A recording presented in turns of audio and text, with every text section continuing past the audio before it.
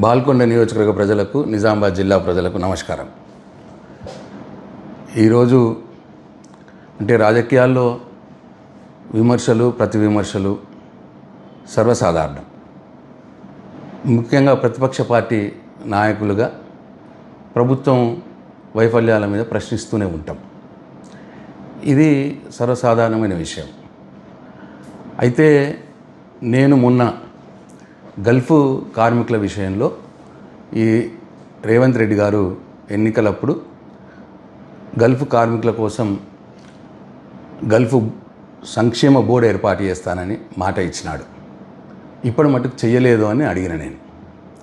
అట్లనే ఎన్ఆర్ఏ సంక్షేమ బోర్డుకు ఏర్పాటు చేస్తామన్నారు. ఇప్పుడు మటుకు చేయలేదు అని అడిగిన. అట్లనే టోల్ ఫ్రీ నంబర్, అంటే గల్ఫ్ కార్మికులకు ఏమైనా ఇబ్బందులు ఉంటే డైరెక్ట్ టోల్ ఫ్రీ నంబర్ మాట్లాడితే ప్రభుత్వం సాయం చేస్తుంది అని టోల్ ఫ్రీ నంబర్ ఏర్పాటు చేస్తాము అన్నారు. అది కూడా చేయలేదు అని చెప్పి నేను ప్రశ్నించిన. అట్లనే చనిపోయిన కుటుంబాలకు 5 లక్షల రూపాయలు ఎక్స్గ్రేషియా ఇస్తామని చెప్పినారు. ఇంకా చాలామందికి ఇవ్వాల్సి ఉన్నది, కొద్దిమందికి ఇచ్చిండ్రు అని చెప్పిన నేను.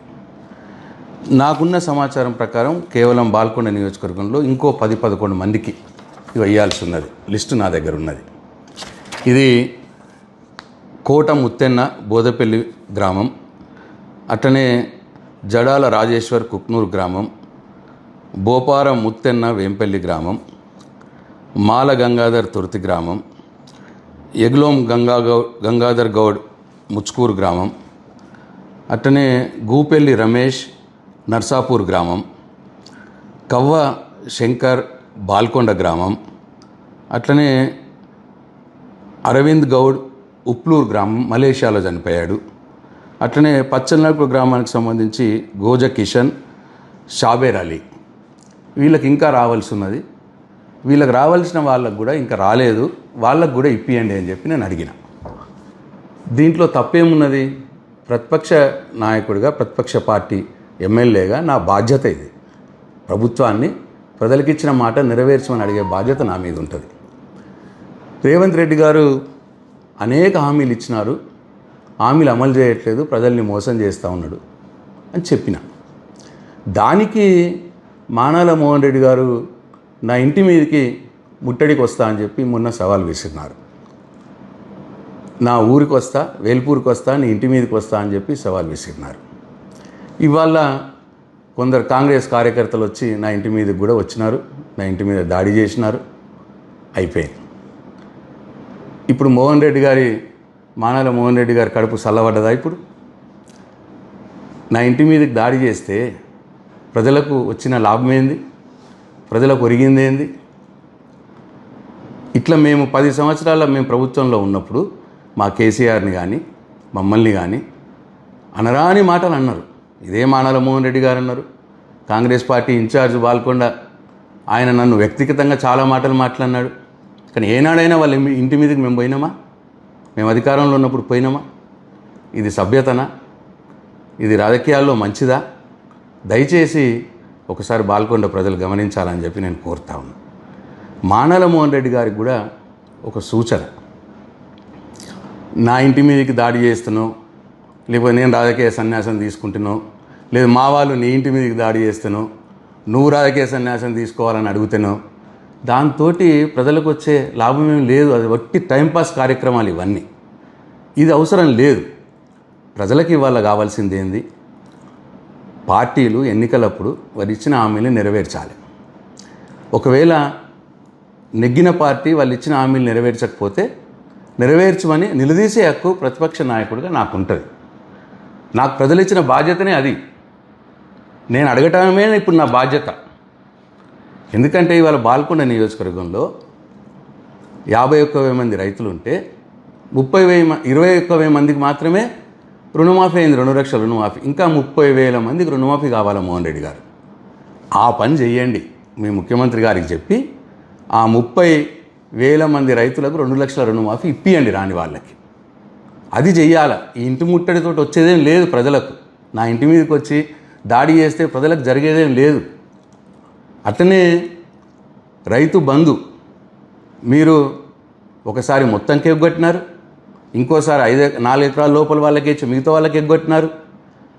ఆ మొత్తంకి ఎగ్గొట్టిన వారికి తర్వాత 4 ఎకరాల పైన వారికి ఎవరైతే ఉన్నారో వాళ్ళకి రైతు బంధు ఇప్పియండి మీరు ముఖ్యమంత్రి గారితో మాట్లాడి.